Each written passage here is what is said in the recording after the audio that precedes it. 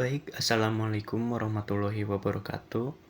Video ujian akhir semester ini akan membahas tema tentang alternatif penyelesaian sengketa dalam pandangan Islam, yang dipandu oleh dosen Rizka Ginalita Dwi Putri SHMH. Saya Farik Wastu Nuzul Qur'ani akan menjelaskan berbagai metode penyelesaian sengketa yang sesuai dengan prinsip-prinsip Islam.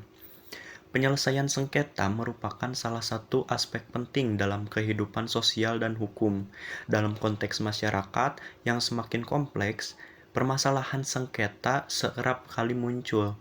Nah, baik dalam ranah pribadi, bisnis maupun komunitas. Sengketa ini juga dapat berkisar dari konflik keluarga, perselisihan kontrak, lalu ada hingga masalah tanah dan warisan. Nah, dalam banyak kasus penyelesaian sengketa ini tuh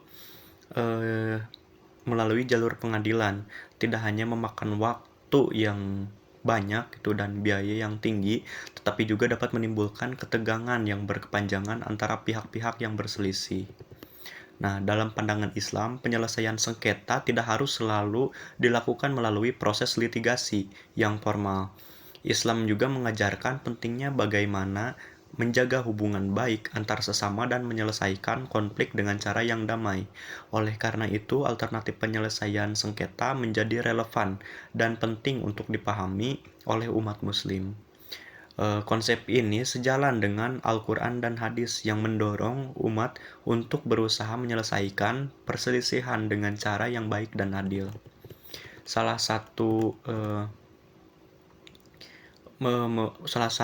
yang diberikan itu adalah memberikan hukuman yang setimpal bagi pelanggar. Nah, tetapi juga mencakup upaya untuk menyelesaikan konflik dengan cara meminimalkan kerugian bagi semua pihak. Dalam hal ini, metode penyelesaian sengketa seperti mediasi, al-sulh, dan arbitrase tahkim menjadi pilihan yang sangat dianjurkan. Kedua metode ini tuh memungkinkan para pihak itu untuk berunding dan mencapai kesepakatan tanpa harus terjebak dalam proses hukum yang panjang dan melelahkan. Nah, lebih jauh lagi, pendekatan ini mencerminkan nilai-nilai moral etika dalam Islam, di mana perdamaian dan rekonsiliasi menjadi tujuan utama.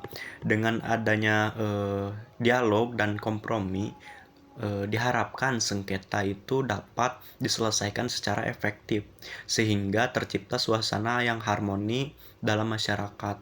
Melalui video ini, saya akan menjelaskan lebih lanjut tentang berbagai alternatif penyelesaian sengketa dalam pandangan Islam, serta lanjut tentang berbagai alternatif penyelesaian sengketa yang dapat diterapkan dalam kehidupan sehari-hari. Nah, kita eksplorasi bersama-sama bagaimana Islam itu memberikan solusi yang bijaksana dalam menghadapi konflik perselisihan. Yang pertama itu adalah mediasi al-sulh. Nah, mediasi atau yang bisa dikenal itu al-sulh merupakan metode penyelesaian sengketa yang paling dianjurkan dalam Islam. Proses ini tuh melibatkan pihak ketiga sebagai mediator yang membantu pihak-pihak yang bersengketa untuk mencapai kesepakatan. Nah, dalam mediasi, mediator itu berperan untuk memfasilitasi diskusi antara pihak-pihak yang terlibat dengan tujuan untuk menemukan solusi yang dapat diterima oleh semua pihak. Al-Quran juga menekankan pentingnya mediasi dalam menyelesaikan konflik, seperti tercantum dalam Quran Surat An-Nisa ayat 35 yang menolong umat muslim untuk bermusyawarah dan mendamaikan perselisihan.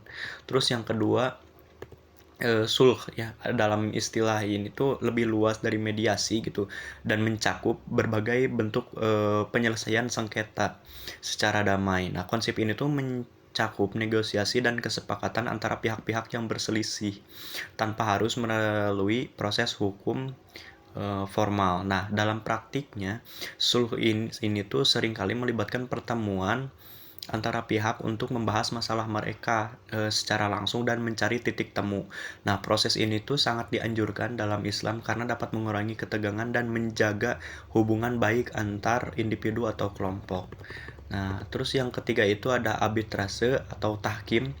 Nah, arbitrase atau hakim ini tuh adalah metode lain yang diakui dalam hukum Islam juga untuk menyelesaikan sengketa. Nah, dalam arbitrase ini tuh para pihak itu sepakat untuk menunjuk seorang arbiter atau hakam yang akan mendengarkan argumen dari kedua belah pihak. Nah, dan memberikan keputusan yang mengikat seperti itu. Nah, jadi proses ini tuh seringkali lebih cepat dibandingkan dengan litigasi di pengadilan dan memberikan fleksibilitas bagi para pihak untuk memilih arbiter yang mereka percayai. Nah, arbitrase juga dalam beberapa peraturan perundang-undangan di Indonesia seperti Perma nomor 1 tahun 2016 yang mewajibkan mediasi sebelum litigasi seperti itu. Terus yang keempat itu ada konsiliasi. Nah, konsiliasi ini tuh adalah proses di mana pihak ketiga itu berusaha untuk mendamaikan pihak-pihak yang berselisih dengan cara memberikan saran dan rekomendasi. Nah, berbeda dengan mediasi, konsolidasi ini tuh lebih bersifat informal dan tidak terlalu menghasilkan keputusan yang mengikat. Namun metode ini tuh efektif dalam banyak kasus, terutama ketika para pihak itu bersedia berkompromi.